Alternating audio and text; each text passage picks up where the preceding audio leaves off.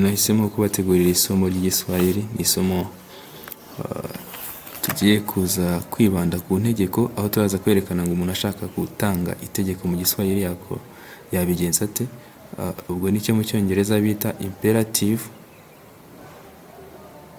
aho usanga umuntu yatanze itegeko ariko commands, ariko ugasanga mu giswahili hari abantu bishobora kuba byagora, ariko uyu munsi dushaka kubereka uburyo byoroshye, nyine ari ibintu byoroshye cyane.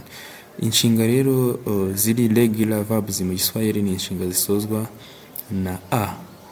Hakaba n'iziri irregular, aho dusanga amagambo menshi y'amatirano, karibu n'andi nkayo asozwa n'izindi nyuguti zitari a. Ubwo rero iyo tugiye gutanga integeko cyangwa se commands, murabizi ko dukoresha ngenga ya kabiri y'ubumwe na ngenga ya kabiri y'ubwinshi. Abantu bazi ikinyarwanda ubwo ngenga turavuga nge, wowe, we, mwe, bo, gutyo. Noneho rero ngenga ya kabiri urumva ni nge, ni wowe, I, you. Ubwo rero twifashisha ngenga ya kabiri tukaza gutanga iki? Ya ntegeko cyangwa se rya tegeko, kugira ngo integeko yacu ize kuboneka. Mu giswahili rero iyo tugiye gutanga ubwo integeko kuri za nshinga zisozwa na a, arizo ziri regular, dukoresha soma, andika, ubwo bitewe n'inshinga iyo ariyo. Murumva yuko turaza kwifashisha ngenga ya kabiri. Ubwo abantu bazi konjugeze igiswahili cyangwa se gutondagura ibihe mu giswahili, uko tubivuga ku muntu wa kabiri bahita babyumva vuba, ni soma, andika, imba. Niba utabizi nabyo tuzabyerekana mu yindi video tuzakora.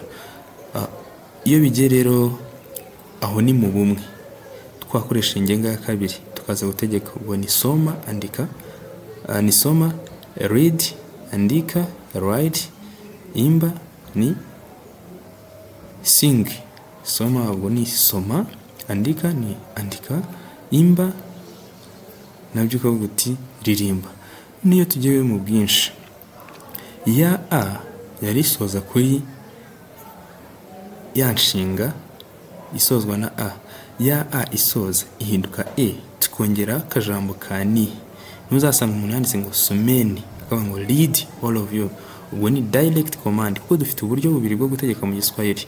Hari uburi direct n'uburi polite, hahandi umuntu nyine noneho azana mu kinyabupfura ameze nk'uwinginga ariko ugasanga harimo integeko. Ariko uburi direct ni ugutikora ako kanya, aho uzasanga umuntu yavuze ati tafadhali, tafadhali usome kitabu. Ubwo ni uburyo burimo ikinyabupfura akaba ati waza gusoma igitabo, ameze nk'umuntu uri kukwinginga. Ariko noneho bwa bundi buri direct niyo umuntu avuga ngo soma, akaba aragutegetse ati soma. Ubwo nyine kumva ko ugomba guhita usoma ako kanya. Ubu ni uburyo bumwe rero twerekana integeko dukoresheje direct command, ariko tuzabereka n'ubundi buryo umuntu ashobora gukoresha integeko akoresheje polite command. Tuze noneho no kubereka uburyo